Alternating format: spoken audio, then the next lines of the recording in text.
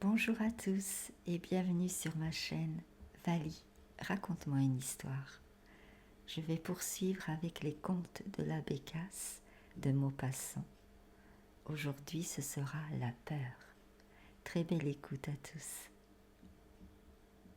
On remonta sur le pont après dîner. Devant nous, la Méditerranée n'avait pas un frisson sur toute sa surface qu'une grande lune calme moirait.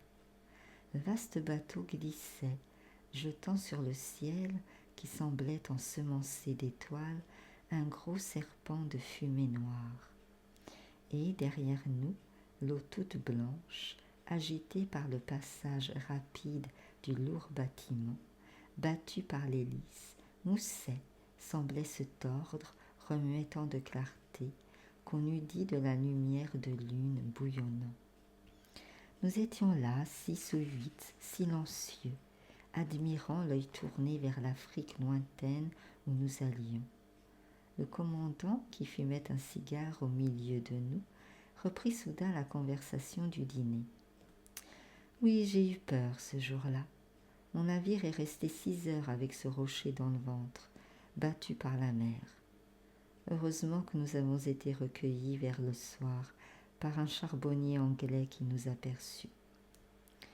Alors un grand homme à figure brûlée, à l'aspect grave, un de ces hommes qu'on sent avoir traversé de longs pays inconnus, au milieu de dangers incessants, et dont l'œil tranquille semble garder dans sa profondeur quelque chose des paysages étranges qu'il a vus, un de ces hommes qu'on devine trempés dans le courage, parla pour la première fois. Vous dites, commandant, que vous avez eu peur, je n'en crois rien. Vous vous trompez sur le mot et sur la sensation que vous avez éprouvée. Un homme énergique n'a jamais peur en face du danger pressant. Il est ému, agité, anxieux, mais la peur, c'est autre chose. Le commandant reprit en riant. Fichtre, je vous réponds bien que j'ai eu peur, moi. Alors l'homme au teint bronzé prononça d'une voix lente. Permettez-moi de m'expliquer. La peur, et les hommes les plus hardis peuvent avoir peur, c'est quelque chose d'effroyable, une sensation atroce, comme une décomposition de l'âme, un spasme affreux de la pensée et du cœur, dont le souvenir seul donne des frissons d'angoisse. Mais cela n'a lieu, quand on est brave, ni devant une attaque, ni devant la mort inévitable, ni devant toutes les formes connues du péril. Cela a lieu dans certaines circonstances anormales, sous certaines influences mystérieuses, en face de risques vagues. La vraie peur, c'est quelque chose comme une réminiscence des terreurs fantastiques d'autrefois. Un homme qui croit au revenant et qui s'imagine apercevoir un spectre dans la nuit doit éprouver la peur en toute son épouvantable horreur. Moi, j'ai deviné la peur en plein jour, il y a 10 ans environ. Je l'ai ressentie l'hiver dernier par une nuit de décembre. Et pourtant, j'ai traversé bien des hasards, bien des aventures qui semblaient mortelles. Je me suis souvent battue. J'ai été laissée pour mort par des voleurs. J'ai été condamnée comme insurgée à être pendue en Amérique et jetée à la mer du pont d'un bâtiment sur les côtes de Chine. Chaque fois, je me suis crue perdue. J'en ai pris immédiatement mon parti, sans attendrissement et même sans regret. Mais la peur, ce n'est pas cela. Je l'ai pressentie en Afrique, et pourtant elle est fille du Nord. Le soleil la dissipe comme un brouillard. Remarquez bien ceci, messieurs. Chez les Orientaux, la vie ne compte pour rien. On est résigné tout de suite. Les nuits sont claires et vides de légendes. Les âmes aussi vides des inquiétudes sombres qui hantent les cerveaux dans les pays froids. En Orient, on peut connaître la panique, on ignore la peur. Eh bien, voici ce qui m'est arrivé sur cette terre d'Afrique. Je traversais les grandes dunes au sud de Ouargla. C'est là un des plus étranges pays du monde. Vous connaissez le sable uni, le sable droit des interminables plages de l'océan. Eh bien, figurez-vous l'océan lui-même devenu sable au milieu d'un ouragan. Imaginez une tempête silencieuse de vagues immobiles en poussière jaune. Elles sont hautes comme des montagnes, ces vagues inégales, différentes, soulevées tout à fait comme des flots déchaînés, mais plus grandes encore et striées comme de la moire. Sur cette mer furieuse, muette et sans mouvement, le dévorant soleil du sud verse sa flamme implacable et directe. Il faut gravir ces lames de cendres d'or, redescendre, gravir encore, gravir sans cesse, sans repos et sans ombre. Les chevaux râlent, enfoncent jusqu'aux genoux et glissent en dévalant l'autre versant des surprenantes collines. Nous étions 2 amis suivis de 8 spahis et de 4 chameaux avec leurs chameliers. Nous ne parlions plus, accablés de chaleur, de fatigue et desséchés de soif, comme ce désert ardent. Soudain, un de ces hommes poussa une sorte de cri. Tous s'arrêtèrent et nous demeurâmes immobiles, surpris par un inexplicable phénomène connu des voyageurs en ces contrées perdues. Quelque part près de nous, dans une direction indéterminée, un tambour battait, le mystérieux tambour des dunes. Il battait distinctement, tantôt plus vibrant, tantôt affaibli, arrêtant, puis reprenant son roulement fantastique. Les Arabes, épouvantés, se regardaient, et l'un dit en sa langue « La mort est sur nous ». Et voilà que tout à coup mon compagnon, mon ami, presque mon frère, tomba de cheval, la tête en avant, foudroyé par une insolation. Et pendant 2 heures, pendant que j'essayais en vain de le sauver, toujours ce tambour insaisissable m'emplissait l'oreille de son bruit monotone, intermittent et incompréhensible. Je sentais se glisser dans mes os la peur, la vraie peur, la hideuse peur, en face de ce cadavre aimé, dans ce trou incendié par le soleil, entre 4 monts de sable, tandis que l'écho inconnu nous jetait à 200 lieues de tout village français le battement rapide du tambour. Ce jour-là, je compris ce que c'était que d'avoir peur. Je l'ai su mieux encore une autre fois.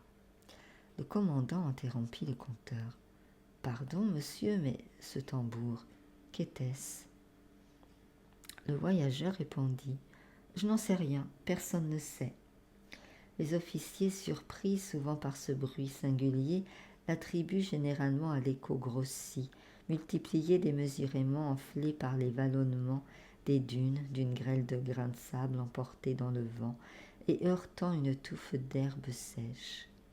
Car on a toujours remarqué que le phénomène se produit dans le voisinage de petites plantes brûlées par le soleil et dures comme du parchemin. Ce tambour ne serait donc qu'une sorte de mirage du son. Voilà tout, mais je n'appris cela que plus tard. J'arrive à ma seconde émotion. C'était l'hiver dernier dans une forêt du nord-est de la France. La nuit vint 2 heures plus tôt, tant le ciel était sombre. J'avais pour guide un paysan qui marchait à mon côté par un tout petit chemin sous une voûte de sapins dont le vent déchaîné tirait des hurlements.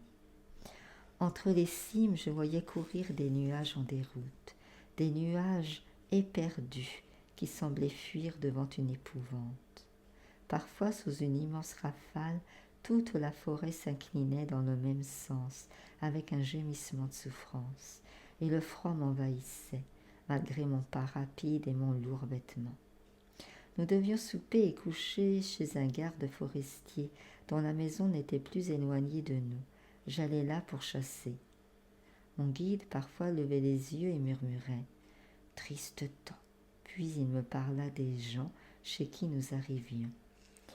Le père avait tué un braconnier 2 ans auparavant, et depuis ce temps il semblait sombre, comme hanté d'un souvenir. Ses 2 fils mariés vivaient avec lui.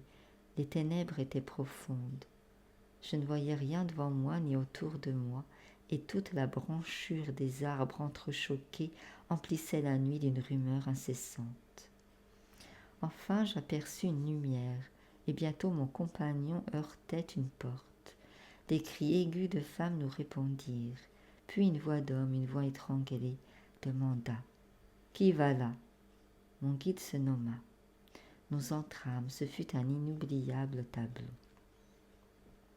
Un vieux homme à cheveux blancs, à l'œil fou, le fusil chargé dans la main, nous attendait debout au milieu de la cuisine, tandis que deux grands gaillards armés de haches gardaient la porte. Je distinguais dans les coins sombres deux femmes à genoux, le visage caché contre le mur. On s'expliqua. Le vieux remit son arme contre le mur et ordonna de préparer ma chambre. Puis, comme les femmes ne bougeaient point, il me dit brusquement « Voyez-vous, monsieur, j'ai tué un homme, voilà 2 ans, cette nuit. L'autre année, il est revenu m'appeler.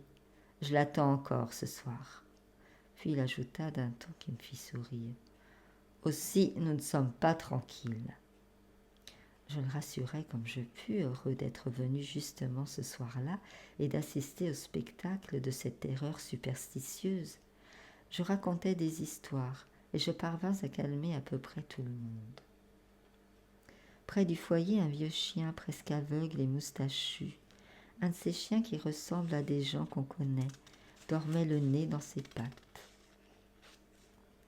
Au dehors, la tempête acharnée battait la petite maison, et par un étroit carreau, une sorte de Judas placé près de la porte, je voyais soudain tout un fouillis d'arbres bousculés par le vent à la lueur de grands éclairs. Malgré mes efforts, je sentais bien qu'une terreur profonde tenait ces gens, et chaque fois que je cessais de parler, toutes les oreilles écoutaient au loin. Lasse d'assister à ces craintes imbéciles, j'allais demander à me coucher, quand le vieux garde tout à coup fit un bond de sa chaise, saisit de nouveau son fusil en bégayant d'une voix égarée. Le voilà, je l'entends. » Les 2 femmes retombèrent à genoux dans leur coin en se cachant le visage, et les fils reprirent leurs haches. J'allais tenter encore de les apaiser quand le chien endormi s'éveilla brusquement et levant la tête, tendant le cou, regardant vers le feu de son œil presque éteint, il poussa un de ces lugubres hurlements qui font tressaillir les voyageurs le soir dans la campagne. Tous les yeux se portèrent sur lui. Il restait maintenant immobile, dressé sur ses pattes comme hanté d'une vision, et il se remit à hurler vers quelque chose d'invisible, d'inconnu, d'affreux sans doute, car tout son poil se hérissait. Le garde livide cria « Il le sent, il était là quand je l'ai tué !» Et les femmes égarées se mirent toutes les 2 à hurler avec le chien. Malgré moi, un grand frisson me courut entre les épaules. Cette vision de l'animal dans ce lieu, à cette heure, au milieu de ces gens éperdus, était effrayante à voir. Alors, pendant 1 heure, le chien hurla sans bouger. Il hurla comme dans l'angoisse d'un rêve. Et la peur, l'épouvantable peur entrait en moi. La peur de quoi? Le sais-je? C'était la peur, voilà tout. Nous restions immobiles, livides, dans l'attente d'un événement affreux, l'oreille tendue, le cœur battant, bouleversé au moindre bruit. Et le chien se mit à tourner autour de la pièce, en sentant les murs et gémissant toujours. Cette bête nous rendait fous. Alors le paysan qui m'avait amené se jeta sur elle dans une sorte de paroxysme de terreur furieuse, et ouvrant une porte donnant sur une petite cour, jeta l'animal dehors. Il se tut aussitôt, et nous restâmes plongés dans un silence plus terrifiant encore. Et soudain, tous ensemble, nous eûmes une sorte de sursaut. Un être glissait contre le mur du dehors vers la forêt.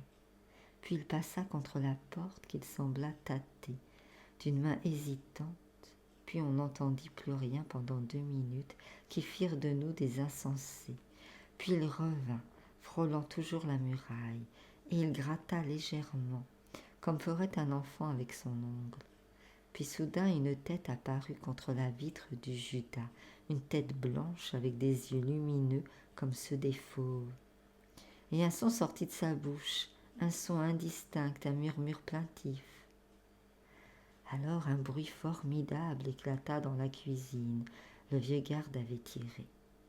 Et aussitôt, les fils se précipitèrent, bouchèrent le Judas en dressant la grande table qu'ils assujettirent avec le buffet.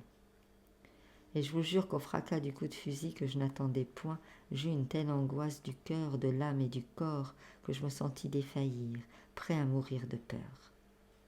Nous restâmes là jusqu'à l'aurore, incapables de bouger, de dire un mot, crispés dans un affolement indicible.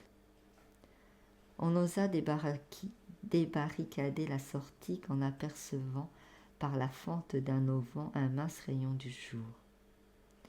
Au pied du mur, contre la porte, le vieux chien gisait la gueule brisée d'une balle. Il était sorti de la cour en creusant un trou sous la palissade. L'homme au visage brun se tut, puis il ajouta : « Cette nuit-là, pourtant, je ne courus aucun danger. J'aimerais mieux recommencer toutes les heures où j'ai affronté les plus terribles périls que la seule minute du coup de fusil sur la tête barbue du Judas. » Voilà, j'espère que cela vous a plu. Si c'est le cas, je vous remercie de liker, partager, commenter, de vous abonner. Moi, je vous remercie de m'avoir écouté et je vous dis à très vite.